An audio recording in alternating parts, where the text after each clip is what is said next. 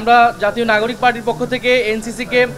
সমর্থন জানিয়েছি, তবে এর গঠন প্রক্রিয়া নিয়ে বা এর ফরমেশন নিয়ে অনেকগুলো দলেরই কিছুটা ভিন্নতা আছে, কিন্তু এর বিকল্প প্রস্তাব কি হতে পারে আমরা সেই দলগুলোর থেকে জানতে চেয়েছি যে আপনারা কি আগের রাষ্ট্র কাঠামোই চাচ্ছেন কিনা, যে আগের স্বৈরতান্ত্রিক বা আগের যার ফলে আসলে আমাদের নির্বাচন ব্যবস্থা ভেঙে পড়েছে, আমাদের দুর্নীতি দমন কমিশন সেটা শুধু বিরোধী দল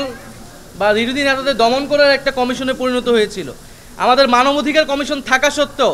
এই যে গত 16 বছর গুম হয়েছে, খুন হয়েছে, বিচার বহির্ভূত হত্যাকাণ্ড হয়েছে, একটা কথা এই কমিশন বলতে পারেনি, কারণ এই কমিশনগুলো সম্পূর্ণভাবে নির্বাহী বিভাগের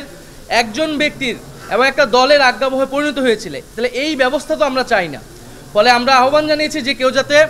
রক্ষণশীল অবস্থানে না থেকে পুরনো কাঠামোকে সমর্থন না দিয়ে যে গণঅভ্যুত্থান, যেই জন্য আমাদের নতুন বাংলাদেশের দিকে যাত্রা, সেই দিকে যাতে সবাই আমরা ঐক্যবদ্ধ হই, দলীয় স্বার্থ সংকীর্ণতার ঊর্ধ্বে উঠে আমরা ভবিষ্যৎ বাংলাদেশের জন্য কাজ করি।